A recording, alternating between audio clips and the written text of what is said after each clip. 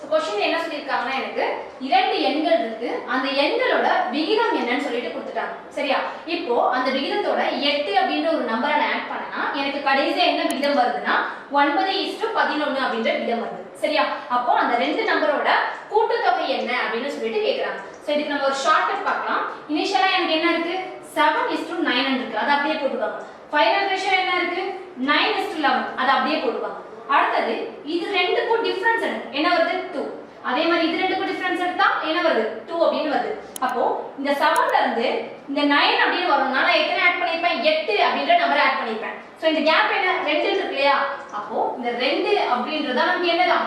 8 அப்படினு வரும் சோ அதாவது 2x இது ஓகேவா அப்போ 1x ஓட வேல்யூ என்னவா இருக்கும் 4 அப்படினு கிடைச்சிரும் நமக்கு என்ன கேக்குறாங்க அந்த ரெண்டு நம்பரோட கூட்டுத்தொகை என்னன்னு கேக்குறாங்க இந்த அதாவது ஒரிஜினல் நம்பர் இதுதானே இதோட கூட்டுத்தொகை என்னன்னு கேக்குறாங்க இது ரெண்டையும் ஆட் பண்ணா என்ன வரும் 16 அந்த 16 ஓட இந்த 4 வந்து மல்டிப்ளை பண்ணிக்கோங்க அப்ப மல்டிப்ளை பண்ணா என்ன வரும் 64 ன்னு கிடைக்கும்ல சோ இந்த சம்க்கான கரெக்ட்டான ஆன்சர் 64